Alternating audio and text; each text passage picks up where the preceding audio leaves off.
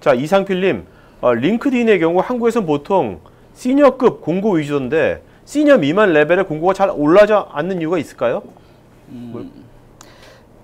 근데 저 국내 같은 경우는 이제 저희들도 사실은 링크드인 같은 거 보기는 하지만 되게 저희가 잡서치라든가 이런 걸 할 때는 사실 국내에 있는 그런 그 잡코리아라든가 네네. 이런 잡서치하는 기업 쪽에 이제 많이 일반적인 생각이 거기다가 자기 자소서라든가 이런 걸 넣어놔야 네네네. 서치가 된다라는 생각을 하고 있는 것 같아요. 네네. 그래서 네. 저희들도 사실 서칭을 할 때는 그런 쪽의 사이트를 통해서 많이 좀 하고 있습니다. 예. 네네. 예. 예. 허성현님, GM 대우로 바뀌는 과정에서 기존 직원들은 그대로 승계했는지 아니면 많은 정리가 있었나요? 저희가 이제 그 로고만 바꿨고요. 음. 전혀 뭐 그거하고 승계되는 건 없었. 저희 네네. 전체 정리하거나 네. 이런 일은 전혀 없었습니다. 약간 뭐 돈만 좀 들었습니다. 사실은 네네. 브랜드 자체를 바꾸는 말에서 여러 가지 돈이 좀 들었고요. 네네. 그거 빼놓고는 뭐 특별한 사항은 없었습니다. 네, 예. 알겠습니다. 류성민님, 외국계 기업에서 바라보는 인재상과 국내 기업에서 바라보는 인재상이 다른데 입사 전은 어떻게 접근해야 할까요? 능력과 경험 면에서 비슷하다고 할 때요. 네. 일단은 외국 기업, 저희 같은 경우 저도 이제 면접위원으로 좀 참석을 하는데 면접할 때 보면은 되게 국내 기업 같은 경우는 약간 좀 제가 한마디로 딱 얘기하면 오픈 마인드가 좀 필요한 것 같아요. 네. 왜냐하면은 외국 기업 자체 내에서는 아무래도 국내에서 하는 외국 사람들하고 같이 하다 보니까 문화적인 측면이라든가 일하는 측면이라든가 이런 부분이 네. 자기에 대해서 자기 업무에 대해서는 철저해야 되고 그 다음에 문화 자체도 외국 사람들하고 같이 했을 때 이상하게 보지 말고 네. 그 문화니까 그럴 수도 있다 라는 거에 대한 오픈 마인드가 좀 많이 좀 필요한 것 같다라는 생각이 좀 듭니다. 네. 예. 그 이모비님, 신입 직원이 입사 후 1년 이내 퇴사하는 경우가 종종 발생하는데 요즘 이제 그런 게 많잖아요. 예. 삼성도 그렇고 막 그런데 그에 대한 해결 방법이 있으시다면 이것도 없으신가요? 사실 퇴사하는 이유라는 것들에 대해서 기본적으로 어떤 문제가 있느냐를 조사나 이런 것들을 보면 첫 번째 문제는 자기가 처음에 입사할 때에서의 문제가 되게 많습니다. 어떤 네. 문제냐면 신입사원들 같은 경우는 처음에 이제 어떤 직무를 선택하느냐 이거에 대한 고민 없이 입사를 해서 일을 하다 보니까 네. 나랑 안 맞는다라고 퇴사하는 경우가 굉장히 많은 부분이 있거든요. 그래서 저도 뭐 취업 특강이나 이런 데 나왔을 때 보면은 첫 번째 어떤 회사에 어떤 직무를 할 것인지 정했냐 이걸 제일 먼저 물어보거든요. 사실 네. 그거가 안 정해진 상태에서 회사에서 샀을 때 그렇게 그거에서 오는 어떤 현실과 이상의 괴리에 오는 퇴사가 많기 때문에 그거에 대한 해결 방법은 없는데 기본적으로 멘토링이나 뭐 작은 비용을 할 수 있는 거는 멘토링도 좋고 그리고 저희 같은 경우는 이제 리프레시 교육이라고 해서 입사 1년 되는 직원들 상하반기 한 번씩 모여서 이제 사장님과 함께 모여서 얘기도 좋은 외부 강사 초청해서 교육도 듣고 네. 끝나고 회식하는 형태의 어떤 그런 부분 정도 하거든요. 그래서 약간의 조금 비용은 들지만 그 정도의 좀 정성적인 부분이 좀 들어가게 되면 아무래도 조금 시간이 지날수록 그런 것들이 조금 적어지는 부분들은 생깁니다. 네. 자, 김주호님, 큰 기업의 경우는 인사과와 인크루트 헤드헌터 업체와 긴밀한 연락 관계가 있어서 직원이 헤드헌터에 등록되면 바로 인사과에 연락이 가는 시나리오도 있는지요? 저희 같은 경우는 사람들 직원들 관련돼서 저희가 헤드헌터 같은 경우는 몇 군데를 좀 계약을 통해서 이제 하고 있고요. 네. 저희가 채용 같은 경우는 아까 말씀드린 것처럼 뭐 글로벌에서 쓰고 있는 그런 그 툴을 통해서 쓰고 있고 그 다음에 그 일부 회사에서 그 서칭할 수 있는 네. 뭐 하는 뭐 좀 아니면 리크루팅 매니저라고 하는 분들이 회사에 파견 나와서 직접 리크루팅 작업을 처음부터 끝까지 하고 있습니다. 네. 하고 있고 근데 그분들 같은 경우는 이제 아까 말씀드린 것처럼 국내뿐만 아니라 해외 사이트까지 전부 다 검색할 수 있는 툴을 갖고 이용해서 쓰고 있기 때문에 저희가 원하는 잡 자체가 이제 처음에 저희들한테 요청을 할 때 어느 직원 정도 어느 경력에 어떤 업무를 했던 경험 있는 사람들 그다음에 연봉 자체는 이만큼 되는 사람들에 대한 기본적인 가이드라인을 주면 네. 그걸 통해서 서칭을 통해서 채용을 하고 있습니다. 그냥 어떻습니까? 이게 국내 기업들도 네네. 뭐 벤처나 중견기업들도 헤드헌터 이런 식으로 헤드헌터 많이 활용하나요? 뭐 어떤 국내 기업도 이제 헤드헌터 많이 사용하고 있고요. 지금 저거 질문을 제가 다시 봤는데 네. 회사 다니고 있는 직원이 헤드헌터 등록되면 바로 인사팀에 연락이 가는 시나리오가 있는 그런 것 같아요. 네. 그거 부분에 있어서는 사실 그렇게 될 수도 있고 안 될 수도 있습니다. 왜냐하면 이제 한 군데만 뭐 등록돼서 그 회사가 만약에 저희 회사 인사팀이랑 좀 유기적으로 되게 연락이 잘 돼 있는 경우에 있어서는 이제 네. 그 DB에 등록된 인력들에서 가끔 이렇게 연락을 해주는 경우도 있는데 기본적으로는 잘 연락이 안 간다라고 보시면 될 것 같습니다. 박재영님, CDP를 운영하다 보면 현자의 반발에 부딪힙니다. 현장인 것 같습니다. 예, 현장. 네, 예. 팀의 성과 창출 등 이에 대한 해결책은 어떤 게 있을까요? CDP를 운영하면 되게 큰 회사인데요. 저희 같은 경우는 이제 회사 내에서 그 CDP 관련된 거를 좀 지원해주기 위해서 아까 뭐 질문하신 것 중에 모티베이션이라고 얘기할 수도 있는데 회사 차원에서 저희가 회사 자체 내 CCC라는 걸 운영합니다. 캐리어 컨설팅 센터라는 걸 운영을 해서 본인이 만약에 HR 근무하다가 자기는 파이낸스 아니면 뭐 퍼친 생활 구매 쪽이나 저쪽에 있고 생산 쪽에 자기는 이제 캐리어 패스 자체가 그렇게 돌아야 된다고 생각을 해서 많이 간다면 그 현장의 반발이라는 게 이게 약간 좀 그런데 뭐 자기는 옮기고 싶은데 뭐 리더라든가 이런 분이 이제 막거나 이럴 수도 있는데 저희는 그런 자체를 갖다 프로세스를 만들어 놨습니다. 그래서 만약에 옮기고 싶었는데 나에 대한 미래에 대한 부분에 대해 커리어 패스 자체를 갖다가 리더가 제시지 못하면 한번 저희 막을 수는 있겠지만 6개월 정도 지나고 나서 다시 한번 요청을 할 경우에는 반드시 놓아주게 하는 프로세스를 만들어 놨습니다. 그래서 얼마든지 CDP 자체는 운영할 수 있을 것 같습니다. 예. 최지훈님, HR로서 스테이크홀더인 사장님과 의견이 일치하지 않을 경우 그럼에도 불구하고 HR이 믿는 바가 맞다고 생각할 경우 어떻게 하시나요? 부장님. 네. 사장님 따라할 것 같습니다.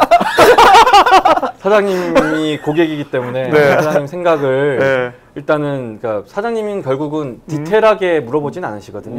실제로 보면은 이제 방향성에 대해서만 얘기를 많이 하십니다. 그래서 그 방향은 맞추되 인사 담당자가 믿는 바대로 세부적인 운영안을 좀 그렇게 교묘하게 좀 숨겨서 승인을 받으면 보통 그 예를 들면 뭐 키워드라든지 이런 것들을 사장님의 의견을 다 많이 놓고 세부적인 운영은 인사가 믿는 바대로 좀 정리를 하면 통과되는 부분이 가끔 나오긴 합니다. 그래서 그렇게 활용하시면 되지 않을까 생각합니다.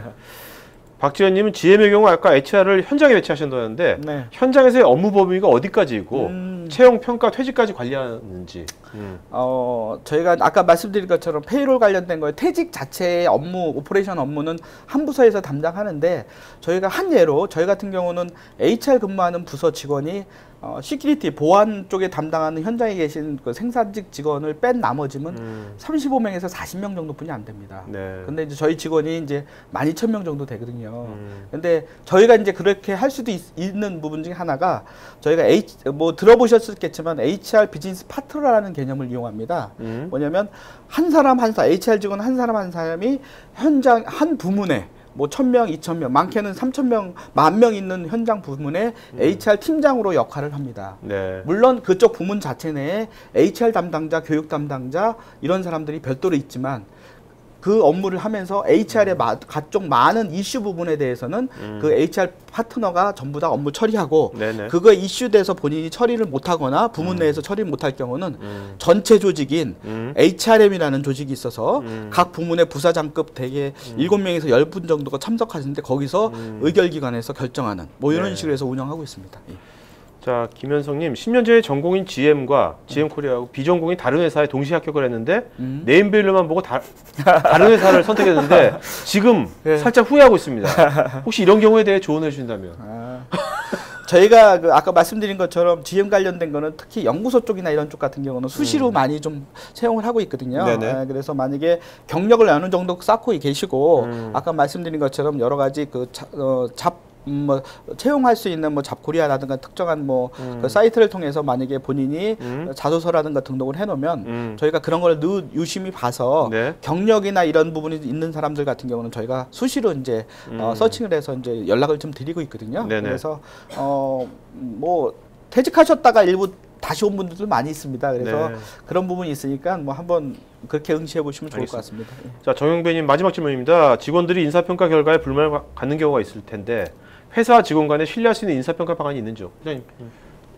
어느 회사든지 불만이 없는 회사는 단 한 번도 본 적이 없는 것 같습니다. 근데 이제 결국은 아까도 말씀드렸던 것처럼 그러니까 리더가 그러니까 회사마다 어떤 평가를 하는 거는 보통 이제 분배율이 있거든요. 그 분배율대로 회사는 진행할 수밖에 없기 때문에 단지 이제 그 분배율에 대한 책임을 누가 리더가 얼마나 직원들한테 피드백을 해주냐가 사실은 이 공정성을 높이는 데 가장 중요한 요소인데 대부분의 사람들이 이제 리더들이 인사팀으로 다 그걸 밀어버리죠. 그러니까 나는 잘했는데 인사팀에서 이렇게 했어라고 얘기를 하거나 아니면은 어쩔 수 없다라고 얘기하거나 아예 그러면 아예 언급도 안 하는 회사들이 있거든요. 결국은 회사와 직원 간 신뢰하는 평가라는 것은 평가의 어떤 제도나 특성보다는 네. 얼마나 많은 평가 결과에 대한 피드백과 그 사람에 대한 그 성장을 위한 어떤 피드백 면담을 해주는 거에 대한 요소가 가장 중요하다고 생각이 되는데 대부분의 국내 기업은 사실은 리더들이 그런 활동들을 거의 안 하기 때문에 네.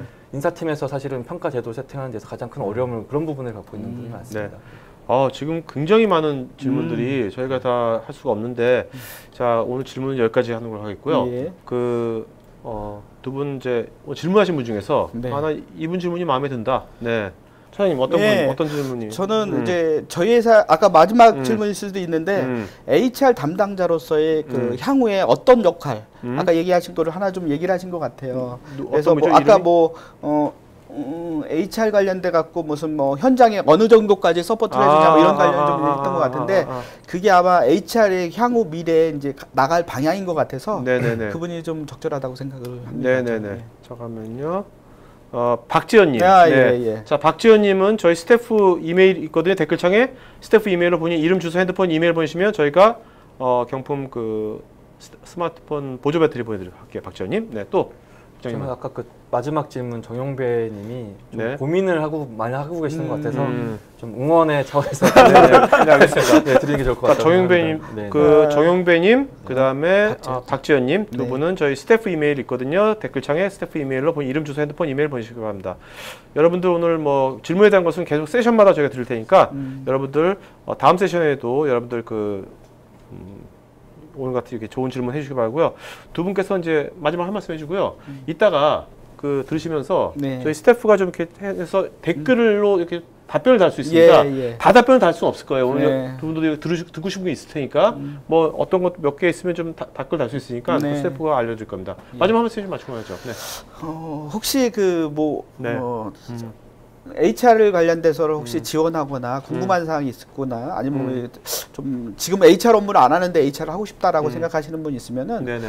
주로 이제 이런 쪽에 지금처럼 이렇게 오프라인이나 이런 쪽 모임에서 HR 쪽에 관련된 사람하고 많이 접해서 HR에 관련되면 궁금한 사항이나 이런 거를 좀 네네. 많이 좀 평상시에 관심을 좀 가졌으면 좋겠다라는 생각이 좀 듭니다. 네네. 예, 저는 메일 주소가 조금 잘못해가지고 이제 가운데 골뱅이가 없음 6042 가운데 골뱅이가 빠져야 되는 다시 올렸네요. 네네네. 그래서 어쨌든 뭐 궁금하신 게 있으시면 사실 제가 많이 아는 건 없는데 뭐 필요하신 거나 저 도와드릴 거 있으면 메일로 주시면 제가 성심성의껏 답변이나 뭐 자료들은 보내드리도록 하겠습니다. 이 두 분도 오늘 이제 사실 두 번째 세 번째 세션 듣고 싶기 때문에 답글 다니면 그럴 것 같고요. 여러분들 그 질문 오늘 답변 못 드린 질문이라든지 근데 정말 궁금하다는 분들은 그 GM 코리아 이강은 차장님, 그 다음에 그 아이디스의 이광 부장님, 저 이메일 어드레스 맨 위에 댓글창에 있으니까요. 이 두 분한테 이메일을 해주시기 바랍니다. 오늘 시청자라고 그러면 뭔가 해주시겠죠? 네. 뭐 이렇게 쌩까지는 안 하실 거죠? 네. 자, 그러면 오늘 그 첫 번째 세션 이걸로 마치는 거겠고요. 고맙습니다. 반갑습니다. 네.